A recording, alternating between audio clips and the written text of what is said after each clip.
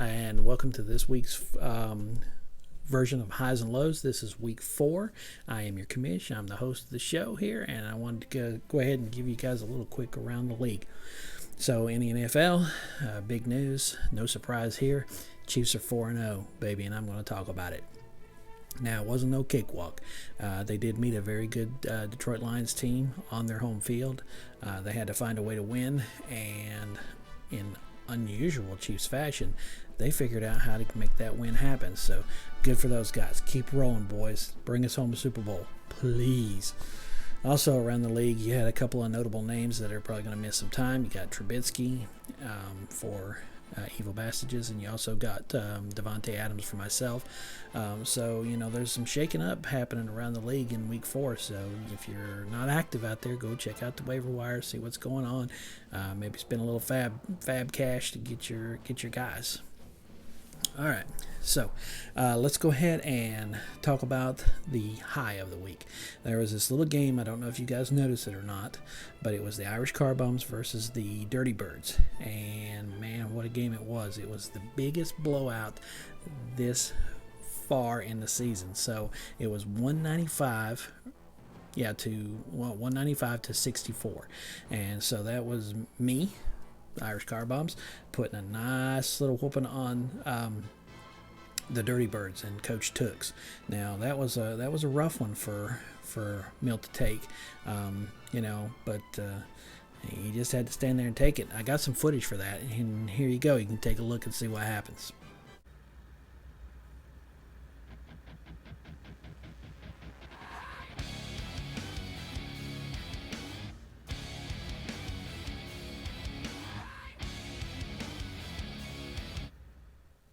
Wow, did my team ever come to play. So, and the MVP for my team this week was Jacoby Brissett, and he was 24 for 46 with 265 yards, 3 touchdowns, and 42 fantasy points. So that was a heck of a game for him.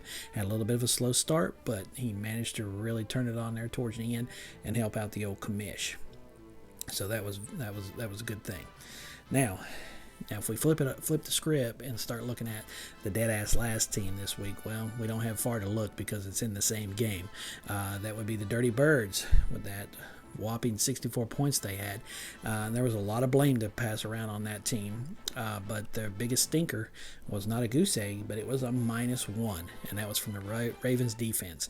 They allowed 563 all-purpose yards, 40 points, and 5 touchdowns, and that was against the Browns.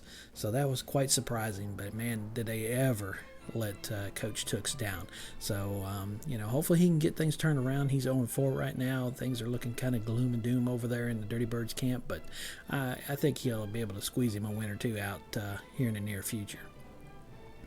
All right, so with that, since the Dirty Birds have already been knocked out of contention for the Eliminator, so we got a new member to that list this week. So currently we have the Dirty Birds, the Evil Bastages, and the Wolfpack that have been eliminated.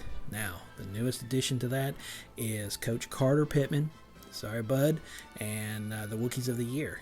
They are our latest addition, our latest victim of the Eliminator. So he's no longer eligible for that cash. So good luck on getting you some high scores in the future, Carters. Help you out a little bit. Hope that things turn around for you on that one. All right. Also, in our newest category, the Bench Warmer of the Week, that would have to be a hurtful one for Coach Jan, because he suffered his first loss of the season to what I have coined Coach Ash as the Giant Killer. He took down the juggernaut known as the Kickers of Butte, beat them, but Coach Jan had to sit there and watch it happen as Jameis Winston sat on his bench and collected 48 fantasy points. Would have been very helpful in leading him to a victory in a 4-0 start, but sorry about your luck, Tony. It does show that you're human, so thanks a lot, Coach Ash, for putting that chink in his armor and showing us that there's hope for the rest of us. So keep up the good work. All right, now we also had our watch party this weekend. We went to a cool little place called the Skybox Sports Bar and Grill down on Gay Street. Had a good time. Lots of good food and nice atmosphere. If you guys get a chance to go check it out, go check it out because I really enjoyed the place. It had a nice atmosphere to it. Which brings us to the next one. It's not for a little while. It's in November 17th. For that one, though, we will be meeting at the Fieldhouse Social. So make sure that you check your calendars. Try to get yourself on there so that way you can earn you some draft cash, okay? And if you can't make it, do the call-in thing before we wrap it up, and you'll get credit for being there. All in all, good week in fantasy football. Really enjoy what's happening. I'm seeing a lot more activity on the Facebook page and some on the league page where you guys are posting some stuff, some funny memes, things like that. That's cool. That's draft cash in your pockets, but it also creates that league engagement. So I'm really proud of what you guys are doing out there. So keep up the good work. One last item before we close out. I had a request from someone to try to arrange us to have a poker party a couple times more in the year than just the draft, and so I reached out. So far, the only response I've got is from Coach Ash, who said he would graciously open his home and allow us to come up there to Nashville and hang out for the night. He said he can sleep up to about 6 people, and we have a nice little poker game. So if you can make it, let me know. That will be around the time of November 2nd. We'll finalize all the details, but I'll get the information out to you guys on one of the league media.